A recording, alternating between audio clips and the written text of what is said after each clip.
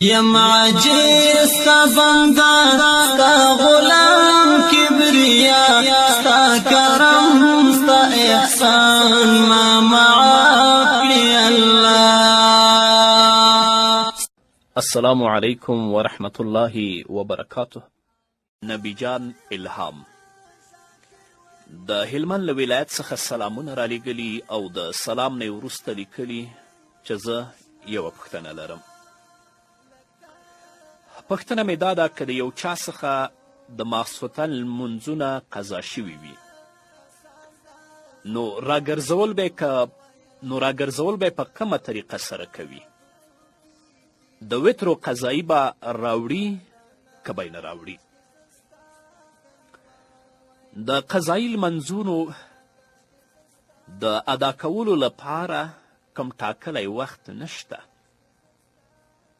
چې کله چاته وخت او فرصت پیدا کیږي بس په هماغه وخت کې د خپل قضایي لمنځونه راګرځوي. البته د مکرو وختونو خیال او لحاظ ساتل دا پکې ضروري دي. د لمر ختلو په وخت کې به قضایي لمونځ نه کوي. د لمر اوړېدلو په وخت کې یعنې د زوال په وخت کې به قضایي لمنځونه نه کوي. همدارنګه د لمر پریوتلو په وخت کې به قضایي لمنځونه نه کوي. د دې نه ما سوا د قضایي لمنځونو د ادا کولو لپاره شریعت کوم ټاکلی وخت نه دی مقرر کړی چې په دې وخت کې کوه او په دې وخت کې مه کوه. بس چې کله چاته وخت او فرصت پیدا کیږي خپل لمونځ دې راګرځوي. بحر رایق په 2م جلد کې 80مه صفحه کې باب الفوائد کې لیکي ثم لیس للقضاء وقت معین. د قضا لپاره معین وقت نشته چې په دغه وخت کې به قضایي راوړي او په دې وخت کې به یې نه راوړي. همدارنګه اشرف علي تهانوي رحمه الله لیکي د قضایي لمنځونو د ادا کولو کوم ټاکلی وخت نشته چې په کوم وخت کې فرصت پیدا کړي ادا دې کړي. البته دومره خیال به کوي چې مکروه وخت نه وي. پاتې شوه دا مسله چې د وترو قضا شته که نشته. وتر د امام ابو حنیفه رحمه الله په نزد واجب دی.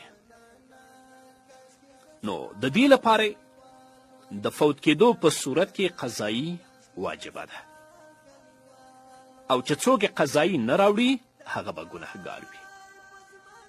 وتر د امام ابو حنیفه رحمه الله په نزد واجب دی. نو که د چا نه قضا شي قضا یې هم پرې واجبه ده او که قضایي را نه وړي ګنهګار دی. علامه حسکفي په در مختار کې په 2م جلد کې په 66مه صفحه کې باب الفوائد کې د علامه تمرتاشي قول را نقل کوي. لیکي وقضاء الفرض والواجب والسنة فرض وواجب وسنة لف ونشر مرتب. د فرض قضا فرض ده،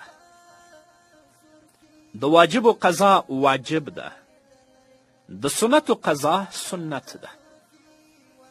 نو چونکه وتر د امام ابو حنیفه رحمه الله په نزد باندې واجب دی نو قضا یې هم واجبه ده.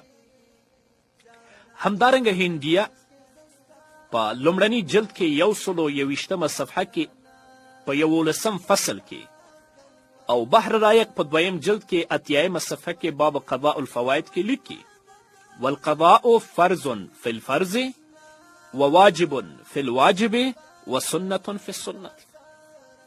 قضا چې د فرض ده په فرضو کې که د چا نه فرض لمونځ قضا شوی وي نو قضا یې هم فرض ده. که د چا نه واجب لمونځ قضا شوی وي نو قضا یې هم واجب ده او په سنتو کې سنت ده. نو د امام ابو حنیفه رحمه الله په نزد وتر واجب نو قضا یې هم واجب.